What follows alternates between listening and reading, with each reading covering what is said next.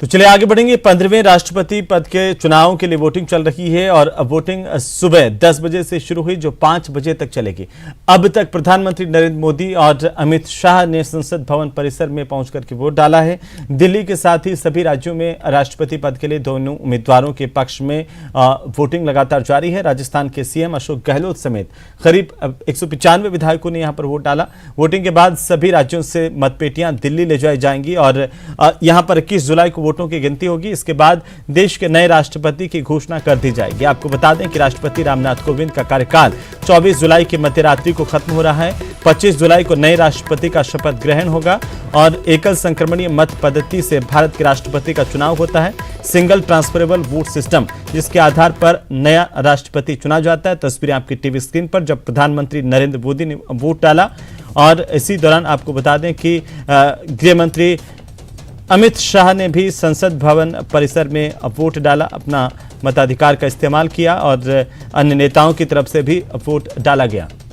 3 अलग अलग तस्वीरें हैं। पहली तस्वीर जब प्रधानमंत्री नरेंद्र मोदी ने वोट डाला, उसके बाद अमित शाह ने जब वोट डाला उसकी तस्वीर, और पूर्व प्रधानमंत्री मनमोहन सिंह भी अपने मताधिकार का इस्तेमाल करने के लिए पहुंचे थे और राज्यसभा के वे सदस्य हैं और उन्होंने भी अपने मताधिकार का इस्तेमाल किया, अपना वोट डाला। तो मनमोहन सिंह को व्हीलचेयर पर यहां पर लाया गया। दरअसल उनकी तबीयत नासाज होने के चलते अब उन्हें चलने फिरने में दिक्कत का सामना करना पड़ता है और इसी के चलते जब वे वोट डालने यहां पर मनमोहन सिंह पहुंचे, उन्हें व्हीलचेयर से यहां तक लाया गया। इसके बाद उन्हें अपना मताधिकार का इस्तेमाल किया और ये 3 अलग अलग जो तस्वीरें आपकी टीवी स्क्रीन पर राष्ट्रपति पद के लिए मतदान की तस्वीरें हैं।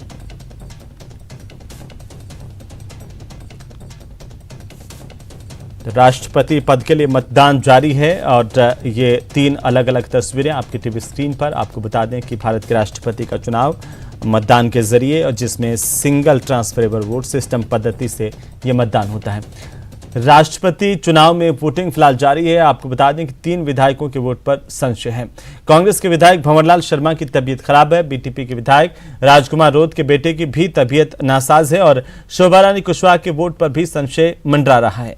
अभी तक वोट डालने शोभा रानी कुशवाहा नहीं पहुंची हैं और आपको बता दें कि शोभा रानी कुशवाहा ने राज्यसभा चुनाव में क्रॉस वोटिंग की थी, जिसके चलते उन्हें बीजेपी से निष्कासित किया हुआ है और वे अब तक वोट डालने के लिए नहीं पहुंची हैं।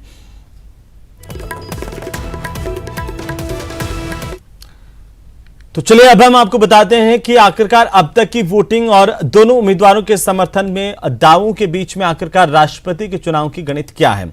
राष्ट्रपति के चुनाव की गणित पर गौर फरमाएं तो मतदाताओं के वोट की जो कुल वैल्यू है वो अगर देखें 10,86,431 और बीजेपी के सहयोगियों के पास कुल वोट का जो 48% है, विपक्ष के पास कुल वोट का 52% है। और इस तरह से अगर राजस्थान में वोटों की गणित देखी जाए कुल मिलाकर के उसके मुताबिक पक्ष और विपक्ष के बीच लगातार कड़ी टक्कर है। बीजेपी गठबंधन के पास 5,35,000 वोट है।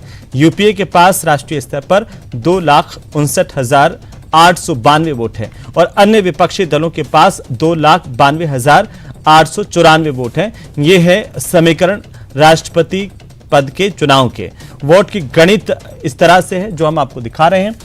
आपको बता दें कि विपक्ष के पास कुल वोट का 52% है और बीजेपी गठबंधन के पास अगर वोटों की बात करें तो जो विपक्ष और पक्ष के बीच में जो है टक्कर जोरदार जबरदस्त हो सकती है। लेकिन जो विपक्ष की तरफ से भी कई लोगों ने पहले ही द्रौपदी मुर्मू को समर्थन का ऐलान कर दिया था, जिनमें AIADMK है, MNF है और अगर PMK पार्टी है और AINR है, IFFT है, UPL, ये तमाम जिन्होंने